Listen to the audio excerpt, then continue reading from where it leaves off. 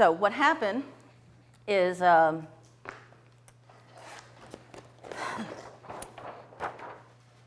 wanted to find a way to gently work with things like death, like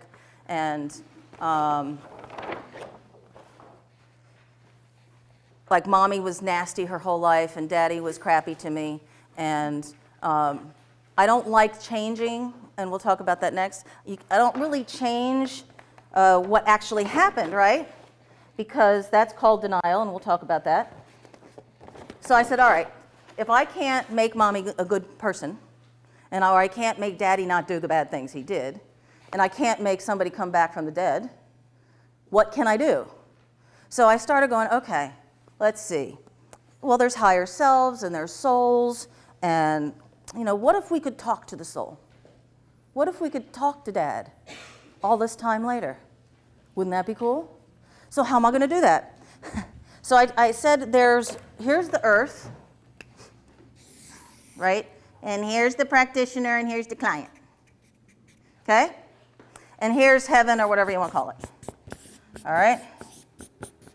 So we're just pretending for the sake of me teaching that all souls go to heaven. All right? So just for now. So now dead daddy, passed away daddy, whatever you want to call him, is hanging around in heaven. So I said, well, we certainly can't go to heaven. We're human. Why don't we go someplace in between? So I invented this place. I thought I invented this place that I call soul space. Okay? Since then, there's no new ideas. I've heard of Vardo, right? And Sufism is Barzark, right? So, and Catholics is like, what is it, limbo or something? No, that's the other way.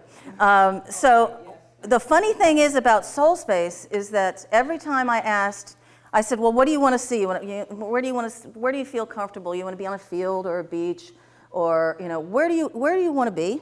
And while we're going to go talk to daddy, and 9 times, I'm going to say 99 times out of 100, it's a field with a tree, with a little creek running next to it, and remember I can't draw, and a bench.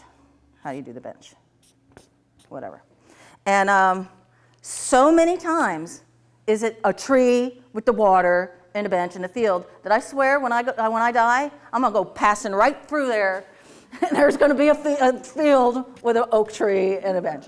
Because there's so many times that this happens that, now I don't even say it. I just go, instead of saying, where do you want to be? I'm like, we're going to go to soul space. There's a tree with a bench and a field. And so what has to happen, I'm all about efficiency. All right, so we go up here. Now, there's only 3 things I say. So I'm telling you a lot of stuff in between, and then I'll go over the 3 things that I say. So we have the soul space, and what we do is we have the client and the echo come up to here. So we have the client, the matrix client, right, and the matrix, and the echo. Or sometimes it's a baby, bless you. And they come up. Sometimes they sit on the bench, sometimes they don't. They eventually, almost all of them, end up having some interaction on the bench. Now this part is extremely important, and I'll tell you why in a second. Down from heaven, about 50, 100 yards away, comes dead guy, passed away person. And so father, mother, whatever, whoever it is. Down comes, passed away person and somebody else. The somebody else is the client's choice, not the echo's choice. It's the client's choice. Sometimes the echo will, because the matrix client is helping her out because daddy passed away and she thinks that she didn't get to see him in time and didn't tell him all the things she wanted to tell him, or didn't take the phone call and found out he was passed away later. I mean, you get all those kinds of things. So somebody has to come down. It can be another relative that has passed away. Often it is an angel. Often it is Jesus. He works hard in the matrix. Okay? And I'll explain why this is. So the angel and the passed away one, come down from here. There's space here. Now I say, you tell me what happens. So I've told them 3 things. There's a place called soul space. We're going to go up here. It's going to look like this. You're going to bring your echo up here. Okay, now over here, coming down is the daddy. And who would you like from heaven to come down? It can be a relative or it can be an angel, and they tell me. Okay, so now we've got people here. I say about 50 yards away, 100 yards away. Now you say, now I just say, tell me what happens. And then I shut up. I have done this a zillion times. It's always like those movies, they run together, real in slow motion and hug each other. And when I get resistant, usually this guy, just this one comes this way, and just this one comes this way, and they meet in the middle. That's like 99% of the time. Other times, this one comes over here. Somebody asked me, well, what if your client wants to go with? And my answer was, who do you ask that? You ask the echo. Is it okay, echo, if I go with you? She might say no. But that's okay, because after they do yummy, yummy, lovey, lovey, lovey, everything will be done. And then the passed away one can come and talk to the client in the matrix too. And all the time, I have never had anything bad happen up here. Well, there was once, and I'm going to tell you that story in a minute. But 5,000 sessions, okay? There is something about coming up here that is just profound, okay? It does a lot of changes. The hardest sometimes people say is, I'm thinking I'm making this up. I said, yeah, you are. Go ahead. Really? Yeah. So what are you saying? The better you can see it, the better it works. That's something I say all the time. The better you see it, the better it works. But I don't have memories. The better you feel it. I can't see anything. The better you feel it, the better it works.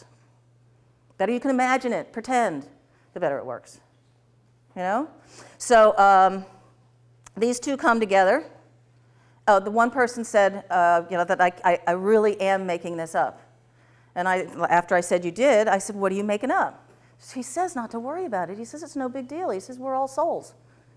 I'm like, perhaps you're not making it up, right? And bleh, you're going to get a lot of tears. This is like an EFT. I used to go through boxes of tissues for my clients. Matrix, nothing. Boxes of tissues. Now one box of tissue lasts me like a month in Matrix. Because then there's no crying. Here, there's so much happy crying. Forrest, a fellow trainer, Sam Nick in Florida, she calls it Hallmark tears. And so that happens a lot here. So happy, happy, happy, happy, happy. Now the passed away one has to go back with whoever's here, Angel Jesus. This client comes over here sometimes. Passed away one comes over here. They talk sometimes. You don't have to worry about this because it all happens by itself. You just listen, which is the easy part. And this stuff, Matrix is really easy when you just let echo do all the work. They go back there. These two come back down. These two go back up. So usually these two go back up first because the little one's waving and saying, "Hi, bye, thank you so much." And then they come back down. I've been teaching this here right now, I guess, for about 4 years. So what I've been finding is that there's people in the audience who are licensed professionals and work in mental health, but they have all these tools that are coming up, these new kinds of tools in the mental health industry. And when somebody says, you better damn well, excuse my language, have somebody come down. I'm like, okay, why? I thought I made it up, right? No, because the mental health of this person, of your client. If you don't bring somebody down, let's say the baby dies, right? Let's say I had an abortion. Let's say I lost my child. And I'm devastated because I lost my child. I'm going to stay there. I'm not going back down there. My baby, I got my baby, right? Mental health, you can see if somebody has a broken arm. You can't see if somebody's on the verge of, right? So what I found, and other people in my classes that over the years have said, yeah, you got to do this. Now, thank goodness I have information from the sky or something, because I'm so brilliant, I just made this up, right? No, you don't make anything up. The information's out there. Luckily, I have protection, and they go like, no, you bring an angel down. I'm like, thanks so much. Appreciate that. So this is beautiful. Now, Carl doesn't do this. Some other people do. What he has started doing is there's this whole thing about what you can change and can't change in the matrix. And so what he's started doing, he's comfortable with higher selves or souls. So what he does is he keeps them down here on Earth and brings the soul of Daddy all the way down here. Okay? I've tried that, and there's a little resistance or something, I don't know. It's not as comfortable. It's not beautiful and, it's like, I'm so sorry, Daddy, I didn't see it. And then Daddy tries to say, no, it's okay, it's fine. No, I know. Right? So the echo's going to pieces, and Daddy keeps trying to say, no, really, it's fine. And now we're going to tap on everything, and Daddy has to tap on, so yes, it works, but it's not like this. So I'm telling you both, because you get to do whatever you want. Whatever you're more comfortable with, you do. Have you ever experienced the soul of Daddy, or the person you bring down from heaven, being mean or cruel to the echo? Never. That's what's crazy. Never. That's why I use it all the time. It's like, oh, let's go to that one, that trick, because that's a really good trick. Now, if it did happen, I'll figure something out. I'll tell you the one thing that was really the only time something bad happened. And this was a woman who was in the war and lived in a foreign country that their birth control was abortion. That's the way they used to do it because they're poor and that's how people did it. So we worked on 16 abortions. Yeah. So soul space on that one, that's for sure. So we came up, and I think Jesus came down. You can't make this stuff up, okay? 6 babies. We did 6 of them at a time. So Jesus comes down with 6 babies and walks, so they're babies, so he walks over. And now since we're going to talk about intuition tomorrow, and practically all of you use intuition in your practice, I picture their matrix stuff so much in my head when I'm doing it to make it easier and to be there with them that I've started seeing stuff in their matrix that they don't see. And it's very convenient. And I said, so the babies came down, and I'm looking and I'm like, what is that on the ground? I said, there's something on the ground. She said, there is? I said, yeah, is that a baby pool? You know those plastic little tiny baby pools? She said, oh yeah. Now, is that a suggestion? She could have said no. And I'd be like, there's a baby pool there in my head, right? But the client would be right. And I'd say, okay, no baby pool. All right, that's fine, because that's what you do. But I suggested it. That's why I said, is that a baby pool? I knew darn. I was like, look at that, it's a baby pool. And I was like, is that a baby pool? What a good idea. Very good idea, loved it. Not coming from me, I saw it coming out of the sky. I am not brilliant. I sound like I know when I'm take care of everything. It's really not. It's all the echo, and it all just happens. So the baby pool, so Jesus puts the babies in there, and she plays with them and apologizes to them, and crying and loving them and patting them on her little buns and saying, I'm so sorry, this is how we took care of it, I love you, if I had known any better, I would have, if I had birth. So she explains the whole thing, and they're all like, Mommy, and so she gets to love and, share that and re-imprint.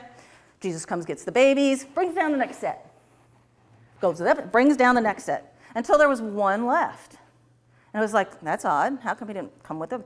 And she's on the phone. This is not even on Skype. And I hear her go, ah! I'm like, what? Because this is new. Remember, nothing's ever bad has happened in here. I know. Like, what's happening? She says, I'm not touching that child. I'm like, why? Because it's Chucky. You know Chucky? That movie? He wants to kill me. I'm not going to do that now. In the Matrix, what you think is bad, what is something that's presented to you like monsters or phantoms, or one of my clients was skeleton. When we do prenatal reimprinting, there's vanishing twins. can't imagine being in the same womb with a baby sucking into mommy's womb. It'd be like some kind of alien movie. It's nothing like that. Nothing, it's you being, oh my goodness, what am I going to do now? So there's a reason for this, Chucky. Okay, what could there be a reason for a Chucky? All right, she says, I'm not touching him. I'm thinking, hold on. I don't know if any of you have teenagers, or how about husbands and wives? Okay, all the husbands in here, when your wife gets mad at you and says, you don't listen to me, and goes in the bathroom and closes the door, are you supposed to leave her alone? You're supposed to knock on that door, and you're supposed to say, honey, I'm so sorry. Leave me alone, don't talk to me. Sweetie, I'm really sorry, I was really wrong. That's what you're supposed to do, right? Guys, and if you don't know that, you're not married. Okay? So why would a baby be Chucky? He's mad. He wants love. He wants hugs. He wants mommy to love him. Mommy killed him. I'm going to kill her back. Right? So I thought I'd try it. Can't go wrong. I'd be like, you know something? If your mom aborted you, would you be happy about that? And she laughed. I said, so maybe he wants a hug. I'm not hugging him. I'm like, this is your child. Do we need to tap in the matrix? Or do you want to just go closer? It's like, okay. I said, is he in the pool? He's standing next to, he's like sitting next to the pool. You know, Chucky, and I'm picturing it in my head, the knife and like behind the pool, and I'm like, it's going to be okay. We're in soul space. I said, if he kills you, you get to be alive again.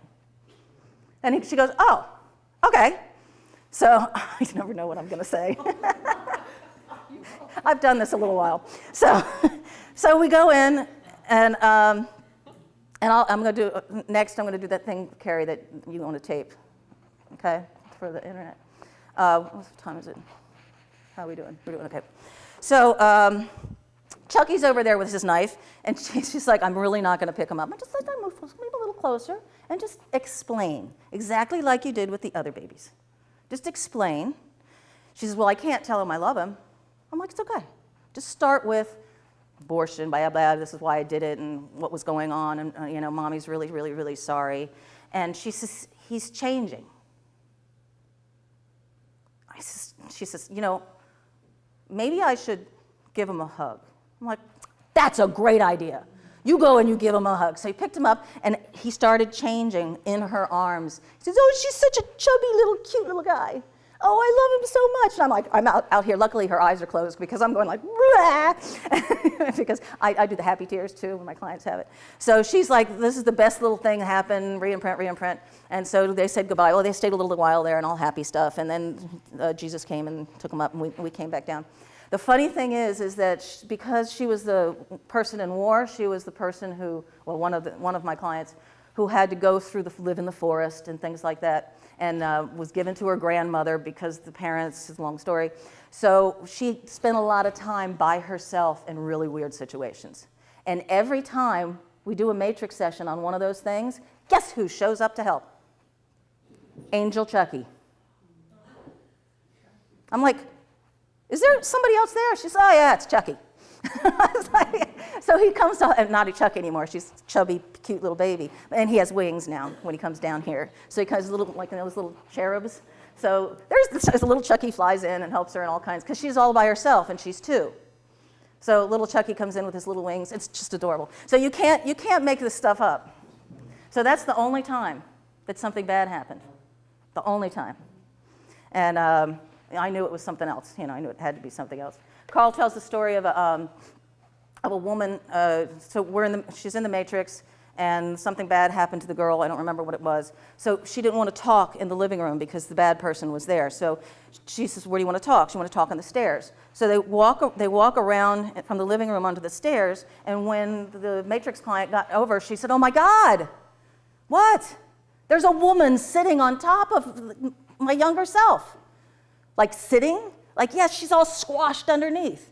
What are you going to think? You're like, oh no, oh my God, what am I going to do? So Carl says, will she move over?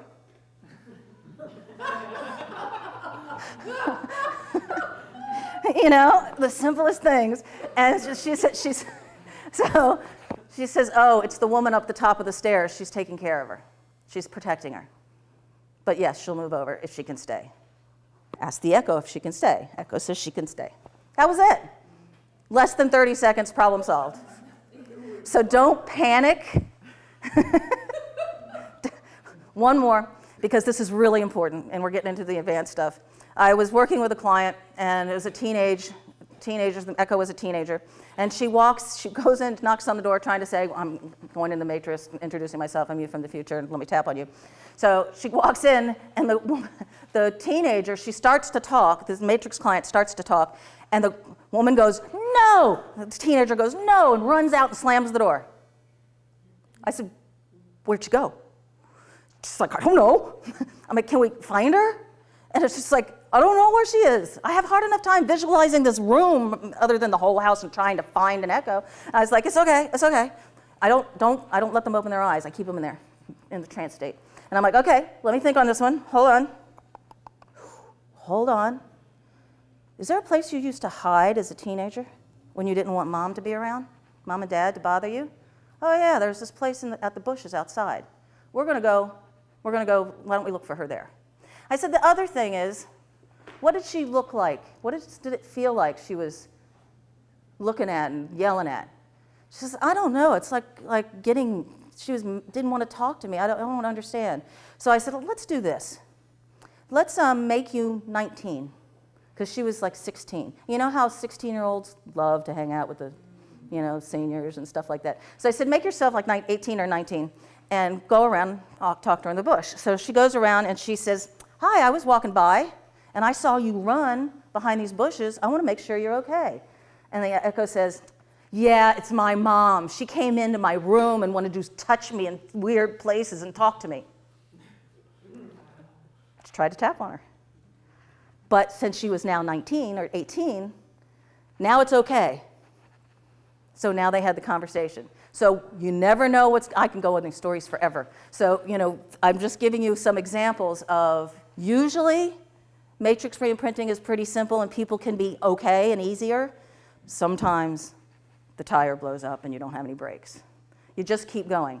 So I'm wondering why this is so easy for me, right? Why I can do this. And I remembered, this is it, Carrie. She wanted to take something that she can put on the internet. Okay. So I wondered why this whole matrix thing is so easy for me and following people along and doing exactly what the echo says. And I realized that when I was about 20, I moved to California, and I got it in my head somehow that I'm going to take a class in improv. Improvisation is where you don't have a script. You have a framework, and you're supposed to be funny, which I can be humorous, and I have a sense of humor, but witty?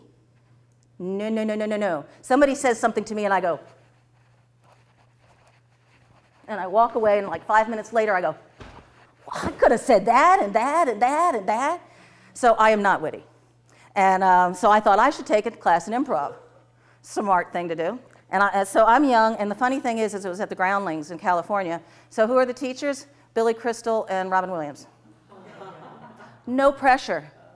So, plus I can't be witty. So I have my scene partner, and it's a guy, and we're setting up the frame, and we're going, okay, what we're going to do is we're not going to be boyfriend and girlfriend. We can be really good friends, so this way we can tell each other everything. And so, okay, we're going to meet at a coffee shop. The thing about improv is you are not allowed to say no.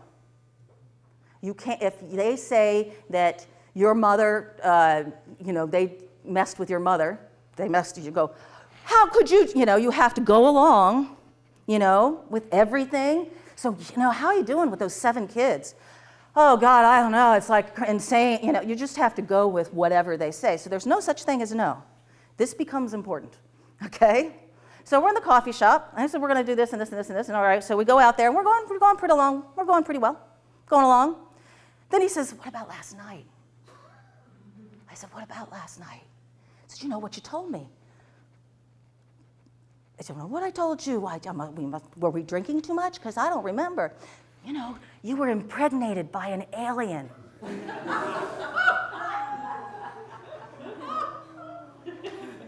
Flight, fight, and freeze response. All at the same time. And I'm standing up there going, how? Billy Crystal and Robin Williams, and I'm just like going, I'm going to kill him. That's what I'm going to do. And I stood, and there's no such thing as silence in that. You can't do that. You just got to roll with it. I did not roll with it, all right? And I'm thinking, oh my goodness, and I can't do this. I'm just not witty. And I had somebody in my class that I told the story in, and she says, you should have said, best sex I ever had. Yeah, if I was witty, that's what I would have said, but I'm not. So what does this have to do with matrix imprinting? What it has to do with is I'm there with the echo, right? I've done this a few times. I've done just a couple times.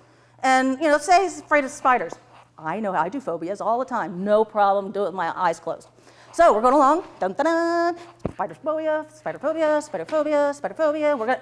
And then you say, so, what does the echo say? I don't know. Why not? Because he turned into a giraffe. Oh, really? Guess we're going to be going this way. Okay, so we're going along. I'm like, I'm all right. We'll just ask. Why don't you just ask the giraffe why he turned into a giraffe? Can't do it. Why not? Because he ate me. Right? Improv, that one silly little class, when I was 20, has made me great in the Matrix. Because I think I know I'm going along. I've got it all analyzed. I've got it all figured out. And then he turns into a giraffe. So I got to go this way. So as long as I keep just going, and just keep asking questions, Matrix is easy. Okay? So I'll go take improv classes and you'll be fine. So that's what it has to do. You see how it's related? And that's the story. So what I highly, highly suggest, and this is true, especially for people who've been trained in professional, because you're trained to analyze. It's your job. You take notes. You're mentally clicking stuff off. I was a television producer and a live director, and there's like 500 things that could go wrong. And so when something did go wrong live, I'd check them off, like not that one, not that one, could be that one, not that one. So I'm thinking my face off, trying to figure out which one we should find out to make the satellite work or whatever it is. And not here. I used to take notes on, for next time we worked. I used to try to figure out, well, this, like a spider phobia, this happens a lot.